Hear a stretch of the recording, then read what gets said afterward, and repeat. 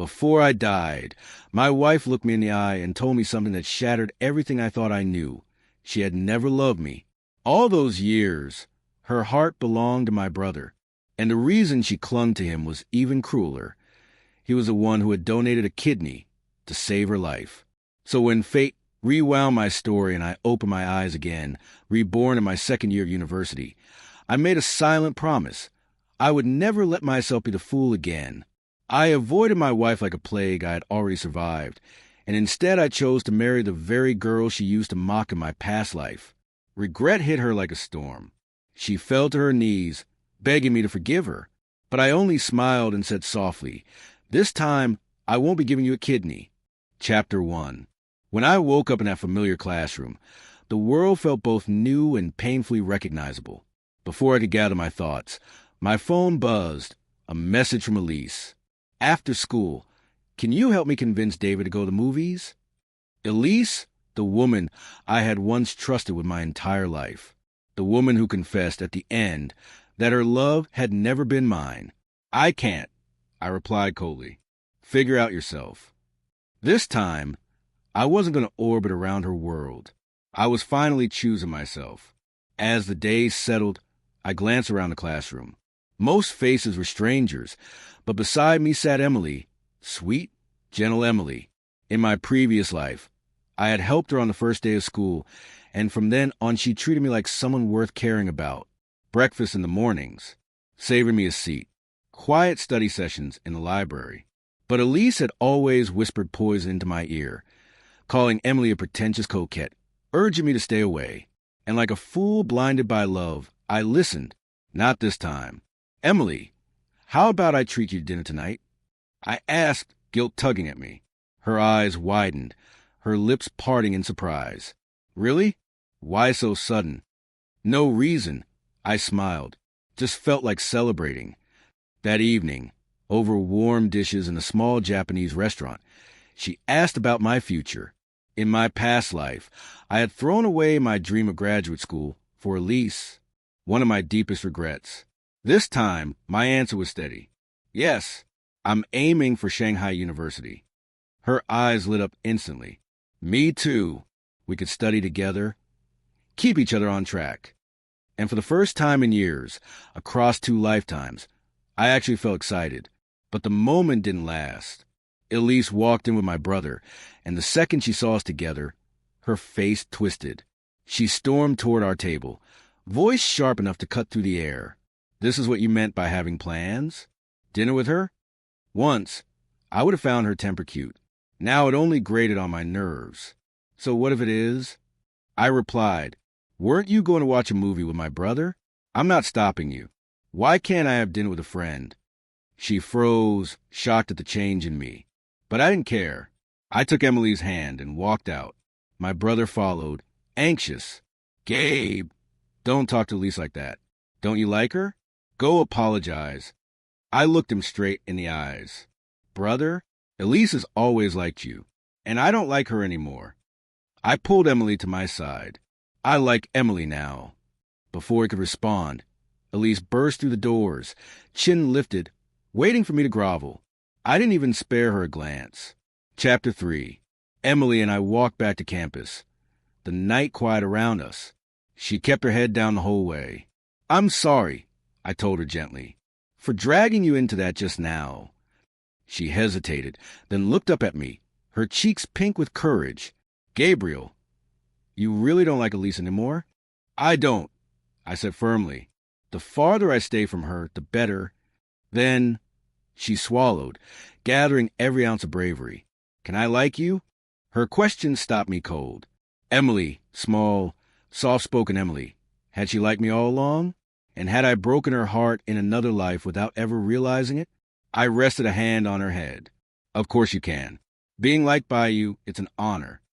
But," I added softly, "I need a little time to sort myself out. Will you wait for me?" "Yes," she whispered, shy and glowing. But peace never lasts. A week later, Elise came rushing to my class, face pale, voice shaking. "Gabriel, come out. We need to talk." And the whole room watched as the past I tried to leave behind came storming back into my new life.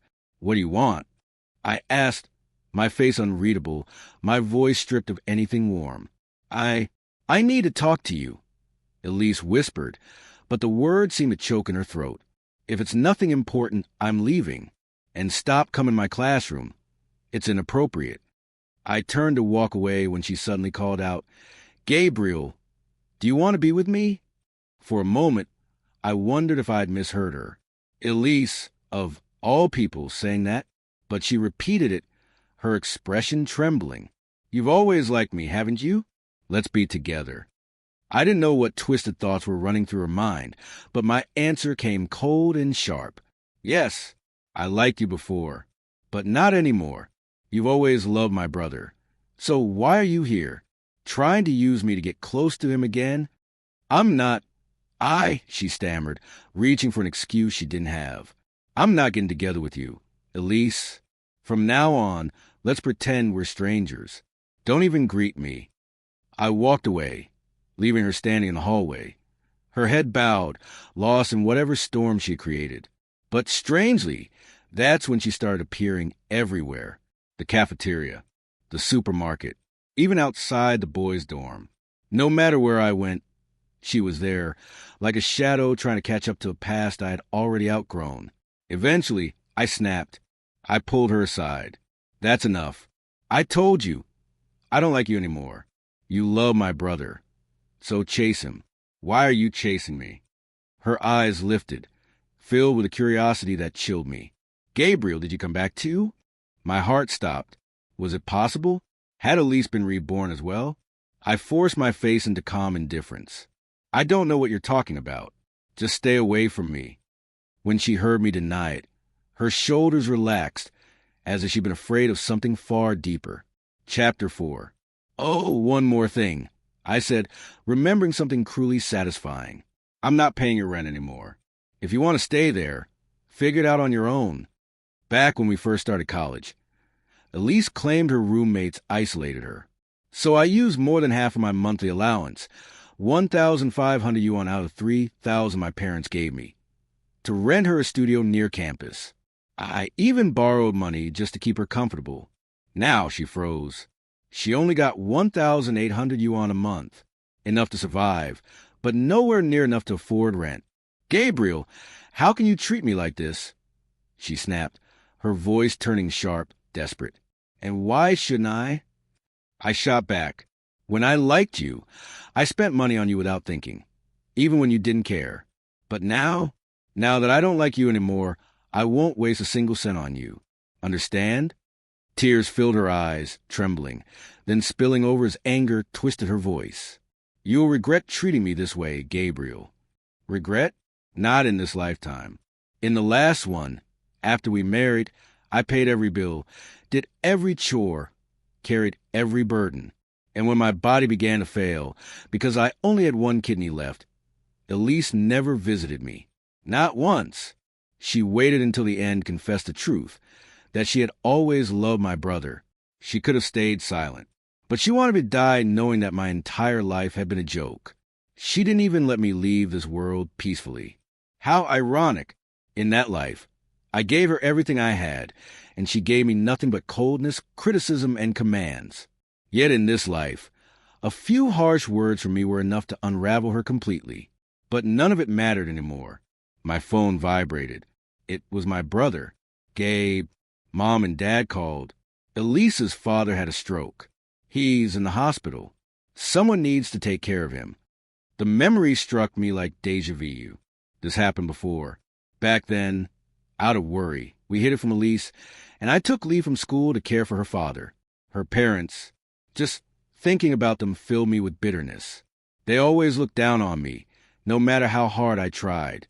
Every holiday, I spent beyond my means buying them gifts, but they only sneered, never satisfied, never grateful. By middle age, I had nothing saved. When I got sick, it was my parents who paid my medical bills, not my wife, not her family. This time, things would be different. If her father's sick, I said to my brother, let her mother call her. It's her responsibility, not ours. But no buts, brother. I told you, I don't like her anymore. My brother had always cared for Elise like a little sister. He didn't understand, but blood is blood. So he agreed reluctantly. Elise overheard us. She glanced over sharply. "Your father had a stroke," I told her flatly. She froze, then rushed out without a word. In my past life, she didn't find out until he was already discharged. But just before she disappeared through the door, she turned back, lips trembling. "Gabriel, come home with me." No, the answer came without hesitation. Her eyes flickered with disappointment and confusion. And then she left. Chapter 5. For the next 2 weeks, she vanished from my life. She only called once to borrow money. I refused, and I made sure my brother didn't lend her anything either. He didn't understand why I had suddenly turned so cold. But even then, he chose to trust me. Because in this life, I wasn't going to repeat the mistakes that killed me in the last one. During those 2 quiet weeks, life finally felt light again. I settled back into university rhythm, picked up my books, and rediscovered the joy of ordinary days. And Emily, we went out again, played a mystery role-playing game, watched a movie, laughed until our cheeks hurt. The more time I spent with her, the more I realized how warm she was on the outside and how strong she was on the inside. So when she gathered the courage to confess to me a second time, I tapped her nose playfully and whispered, "Silly girl, confessions are supposed to be made by the guy." She looked up at me stubbornly, as if refusing to back down. I cleared my throat, straightened up, and said, "Miss Emily, I like you. Will you be with me?" "I'm willing," she replied, her smile blooming like sunrise. And just like that, something in my chest finally healed. My affection, something I had once wasted on the wrong person, was now held gently, as if it was precious. "Emmy, thank you," I told her softly. She tilted her head, confused, so I added, "Thank you for liking me. I'll treat you well." But peace never lasts long where Elise is involved. More than half a month later, she returned, drained, worn, shadows under her eyes. I ran into her outside the girls' dormitory, and she hurried over. "Gabriel, I'm sorry. I finally understand how much you did for me." Her voice trembled, her exhaustion obvious. In my past life, after I took care of her father until he was discharged, she only gave me a casual thanks. Back then, that tiny word made me happy for half a day. Remembering it now, I could only feel ashamed for how blind I was. "I don't know what you're talking about," I said coldly. Just then, Emily came out of the dorm, luggage in hand. She froze for a moment when she saw Elise, uneasy under the tension in the air. I walked to her with a smile, took her hand, handed her the milk tea I bought for her, and walked right past Elise without a word. "Gabriel," Elise suddenly shouted behind us, "are you refusing to be with me because of her? I told you, she's just a pretentious coquette." Heads turned instantly. People stopped, stared, whispered. Emily's cheeks flushed red, part shame, part anger. Why are you slandering me?" she stammered. Elise let out a sharp, mocking laugh. "Isn't stealing someone else's husband a definition of a pretentious coquette?" Chapter 6. Her words stunned the entire crowd. "Elise!" I snapped, stepping in front of Emily, shielding her. "Since when was I your husband? I don't like you. How many times do I have to say it? And how dare you insult my girlfriend? You're scolding me for her?" Elise cried before running off dramatically. Emily blinked rapidly, fighting back tears. Any girl would crumble hearing such accusations, and if rumors spread, she'd be haunted by them. So I turned to the crowd and raised my voice. "Everyone, that girl earlier? She's just a neighbor. We grew up together. But that's it. She likes my brother, not me. I don't know what's wrong with her today, but I won't allow anyone to slander my girlfriend." I bowed slightly. "Please don't spread rumors. Being with my girlfriend is my good fortune, and I won't let gossip hurt her." "Respect, bro," a guy said from the sidelines. With that explanation, you're clearly not someone who'd abandon a girl. We get it. Emily tugged gently on my hand, lowering her gaze shyly as we walked away. I thought the matter had ended there. But that night, Elise lit the match that set the whole campus on fire. She posted on the university forum, accusing Emily by name, calling her a boyfriend stealer. She uploaded all our old photos, but she cropped my brother out of every single one. Shopping, movies, amusement parks. Every picture made it look like Elise and I had once been a couple, and the students, hungry for drama, devoured it. Within 2 hours, it hit the top of the forum, filled with insults, slurs, and cheap judgments. Pretentious coquette, shameless girl, trash couple, disgusting. Emily called me, her voice trembling. Gabriel, what do we do? Did you ever date her? Emmy, breathe, I said softly. I never dated Elise. Not in the past, and definitely not now. If you trust me, let me handle this. I trust you, she whispered through her tears. When I hung up, my expression hardened. I hadn't wanted revenge. I hadn't wanted conflict. I only wanted to live a new life in peace. But Elise chose to drag the past back into the present. She chose to smear the girl I loved.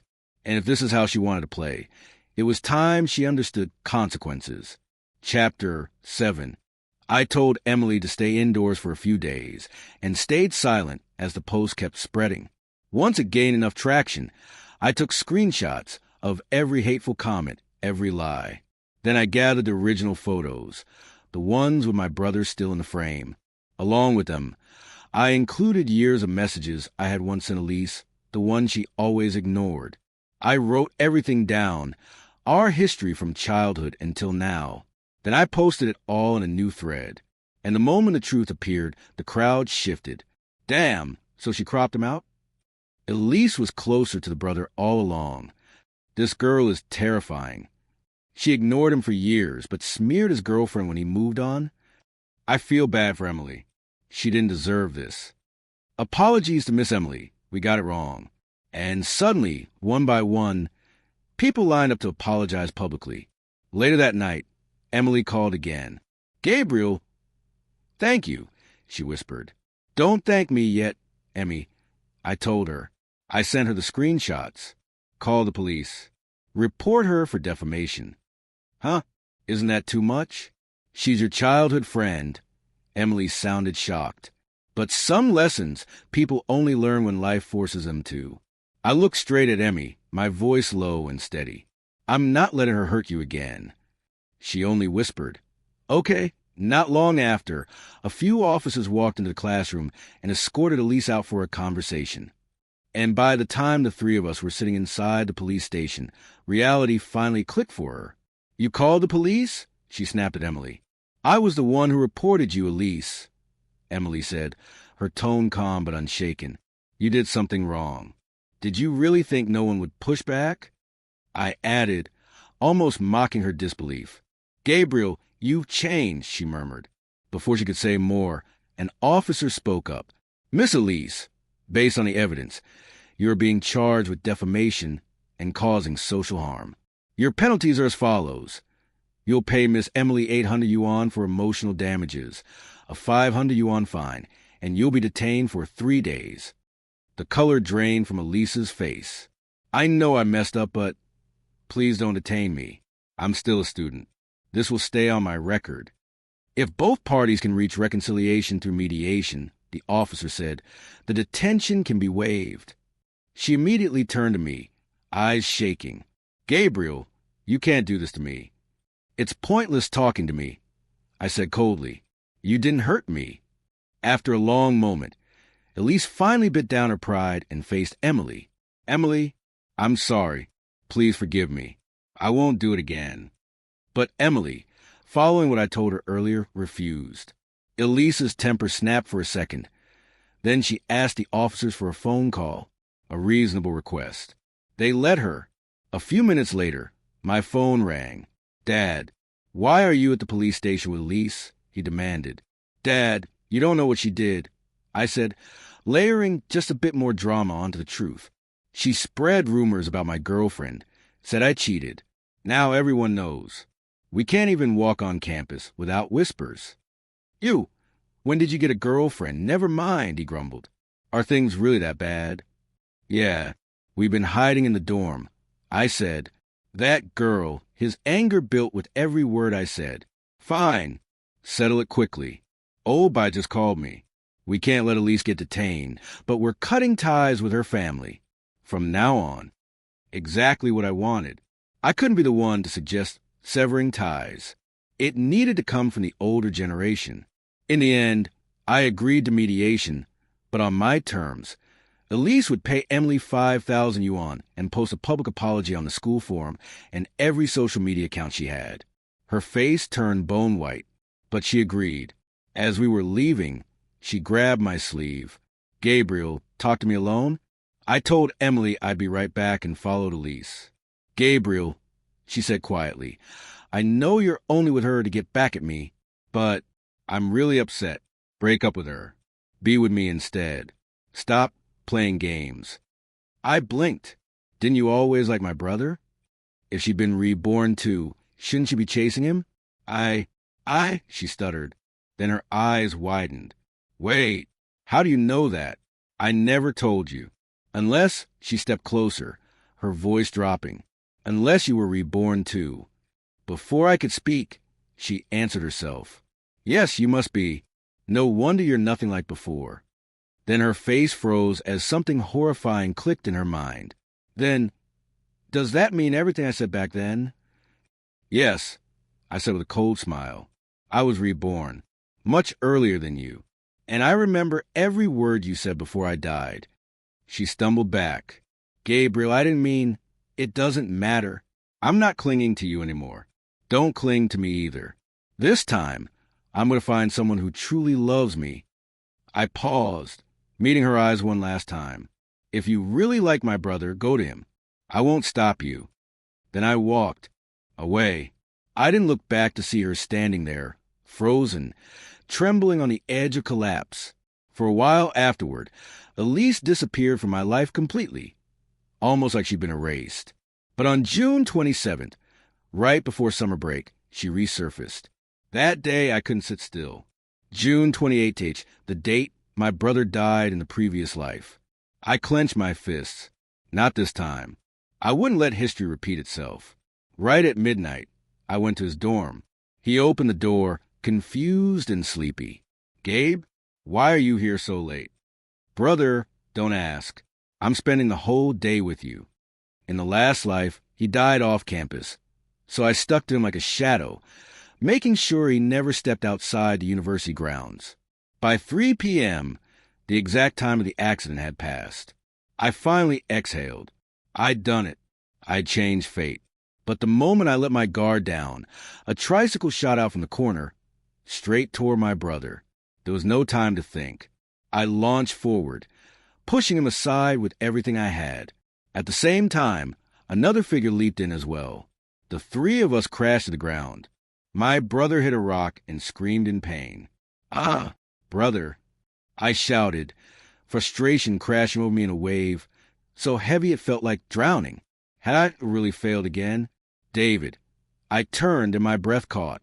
The person who had fallen with us was Elise. It had only been a month since I last saw her, yet time had carved 10 years onto her face. She looked thinner, drained, like life had been quietly hollowing her out piece by piece. But I had no room to think about her. My brother was groaning, gripping his leg. I fumbled for my phone and called an ambulance, guilt twisting like a knife in my chest. I thought that as long as he stayed on campus today, he'd be safe. If I'd known fate would come for him anyway, I would have locked him inside his dorm if I had to. The ambulance arrived fast. Elise followed us inside, clinging to my brother's sleeve as if she were drowning. She kept muttering under her breath, over and over, "It can't be, it can't be. In this life, I didn't take your kidney. You won't die, you won't die." Her words hit me like ice water. The kidney, memories of the previous life, slammed into me. After my brother's accident back then, my father had told me Elise was suffering from kidney failure. I'd gone alone to get tested and I'd been a perfect match. I believed it was fate telling me to save her. But this time, I hadn't donated anything. Had she really been quietly going through dialysis all this time? Was this what it had done to her? At the hospital, my brother miraculously stayed conscious. After the examination, I finally breathed again. Fractured shin, heavy bruising, but no fatal damage. When he opened his eyes, he whispered, "Thank you, Gabe. You saved my life." "It's nothing," I said, forcing a smile. "I had a dream that you'd get into a car accident." I couldn't shake the feeling. Guess it was a lucky prediction. Across from us, Elise sat on a cold bench, staring at the medical report with hollow eyes. David, she whispered shakily. Why do you only have one kidney?" I froze. One kidney? My brother gave a small, tired laugh. "I was born with two, but one never developed properly. It shrank as I grew, but the one I have works fine." Elise's knees buckled. She sank down, wrapped her arms around herself, and began to sob, soft at first, then louder and more frantic, like something inside her had finally shattered. My brother tried to comfort her, confused. "Elise, it's okay. It's just a fracture. I'll heal." But I knew what her tears really were. Not fear, not concern. Realization. The kidney she received in the last life, the one she'd assumed came from my brother, had been mine. After my death, she must have learned the truth from the doctors. She must have known then exactly why my body had failed, why ordinary medication had turned deadly for me, why saving her had ended my life. And yet, even as I was dying that life, she had come to my bedside, not to comfort me, not to apologize, but to tell me she loved my brother, to make sure I died with a heart full of regret. So as she cried harder, shaking uncontrollably, I felt nothing, no sympathy, no softness, just a cold echo of everything she'd done. Suddenly, she lunged toward me and wrapped her arms around me in a desperate grip. "Gabriel, I'm sorry. I didn't know. I swear I didn't know. I'm sorry. I'm so sorry." Her voice broke, but her hold only tightened. "If you're truly sorry," I said quietly, "then stop bothering me." My brother, groggy from the medication, drifted into sleep, but Elise didn't stop. She clung to me like someone begging the universe for one last chance. "Gabriel, let me make it up to you. Please don't leave me. I can't live without you. In the last life, when you were gone, I realized how much of my world you carried on your shoulders." Her words spilled out in a frantic rush. How breakfast never appeared again. How the fridge stayed empty. How clothes never washed themselves. How the bills piled up. How she never realized how hard everything really was until the person doing it all wasn't there anymore. She buried her head against my chest, trembling. "I didn't know how much you did. I didn't know anything. Gabriel, I can't live without you." I finally pried her hands off me, brushing my shirt as if shaking off something that no longer belonged there. "You didn't know," I said coldly. "There's a lot you never knew, because you never bothered to look at me." To Elise, I had only ever been a fool, someone who handed her money, did the chores, solved problems, and asked for nothing in return. So I looked her in the eye and said coldly, "My brother is resting. Leave. Don't disturb him again." When she didn't move, I grabbed her arm, pulled her out of the room, and locked the door behind her. Only after a long silence did I finally hear her faint footsteps fading down the hallway. I stayed at my brother's side for 2 full days. By the time my parents rushed over, the doctors had confirmed that the fracture was serious and he needed surgery. For the next couple of weeks, we took turns caring for him. Emily visited often, bringing flowers, homemade bone broth, and a gentle warmth that my entire family gravitated toward. My parents adored her instantly. Even my brother's eyes softened every time she came. She was everything Elise wasn't. Soft where Elise was sharp, modest where Elise was flamboyant. Elise burned bright. Emily felt like a quiet sunrise. On the day my brother was finally discharged, Elise's parents suddenly appeared. I was pushing my brother in a wheelchair when they rushed toward us, then dropped to their knees in front of me. "Gabriel, please save Elise." They kowtowed so hard the sound echoed through the hospital corridor. My parents froze, horrified. They hurried to pull them up. "What on earth are you doing?" my father demanded, gripping Elise's father to stop him from kneeling again. Elise's mother was already sobbing. "Elise, she has end-stage acute kidney failure. She She won't last much longer. My father's face paled. How did this happen? Tell me what we can do. A headache pulsed behind my eyes. I knew my father's heart too well. One tragic plea, and he would forget every grievance, every wound. Elise's father clung to his sleeve. "Oh, gee." Elise said Gabe's tissue type matches hers. Could Gabe donate a kidney? What? My dad turned to me, stunned. Gabe, did you get tested? A bitter laugh escaped me. So Elise, who cried and begged for forgiveness, had now sent her parents to ask for my kidney, just like the last life, but earlier this time. She must have realized I wouldn't crawl back to her like before. I didn't get tested, I said lightly, but yes, my type matches hers. My father blinked. Then, but I added, smiling coldly, I'm not willing to give Elise a kidney. Elise's father snapped. Gabe, you can't be that selfish. You'd only lose a kidney. Elise is losing her life. I stared at him, expression empty. Her life has nothing to do with me. I didn't make her sick. Elise's mother grabbed my arm desperately. Gabe, you've always liked our Elise. If you donate your kidney, we'll let her marry you. I almost laughed. Marry me? And will you also demand a house? A car? A 400,000 yuan dowry? She hesitated, then whispered, Well, those are the basics of marriage. Elise isn't healthy. She'll need money for care. Asking for more isn't unreasonable. What? My mother exploded. You want my son's kidney and a house and a car and money? How shameless can you be? Get out. My son won't give you a kidney. And he definitely won't marry a sickly girl. In that moment, gratitude flooded through me. In my last life, after I secretly gave Elise my kidney, my parents arrived at the hospital only to learn their eldest son had died and their younger son had given away an organ. They aged 10 years a night. I had wronged them most of all. But Elise's father wasn't done.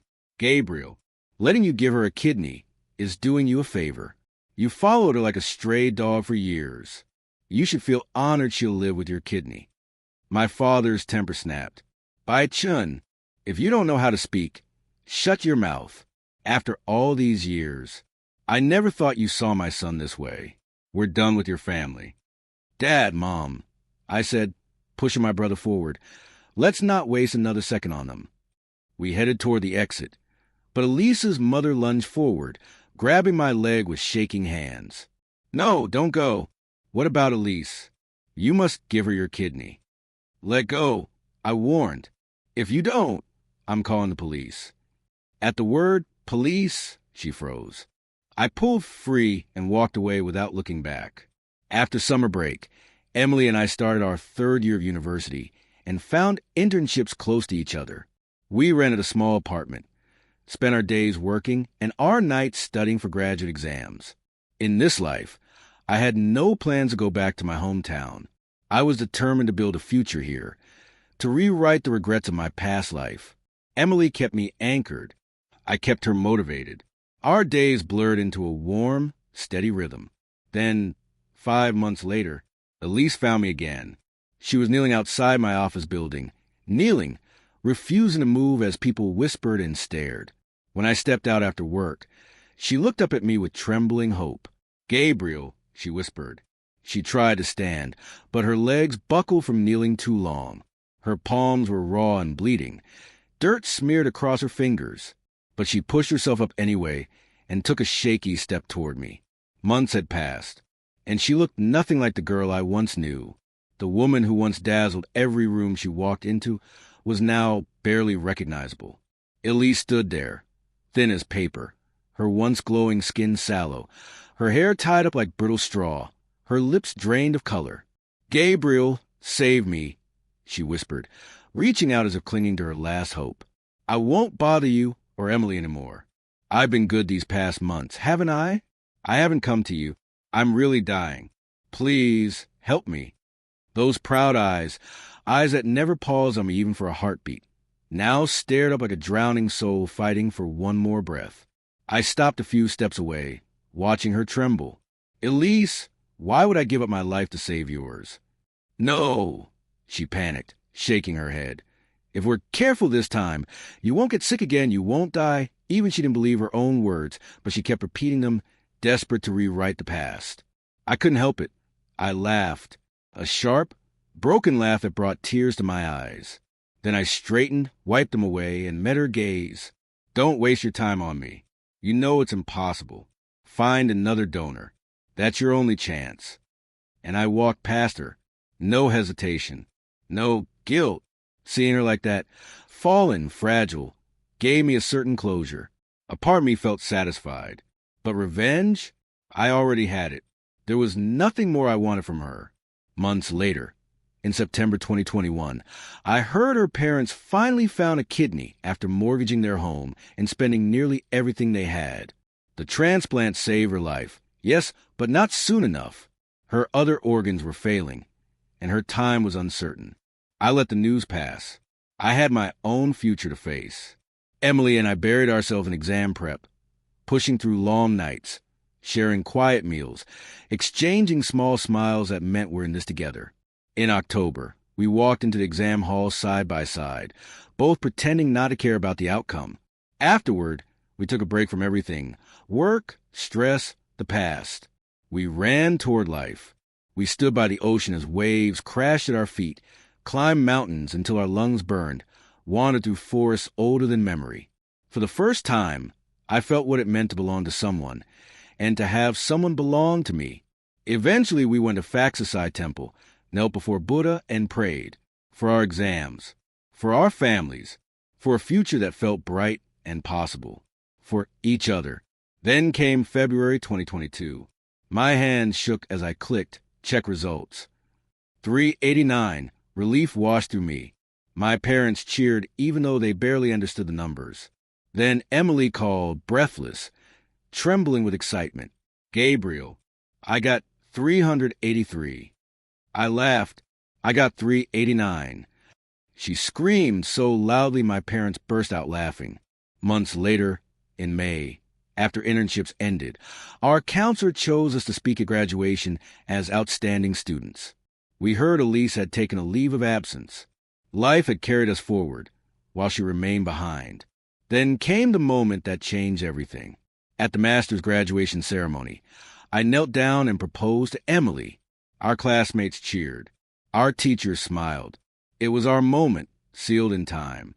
By the end of 2025, we were married. And then, unexpectedly, Elise appeared. She handed me a red envelope. Her hair cut short. Her clothes simple. Nothing like the girl she used to be.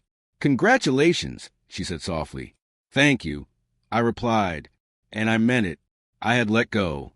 Truly, as I turned away, I heard her murmur, almost too quietly to catch, "I'll never find someone who treated me as well as you did."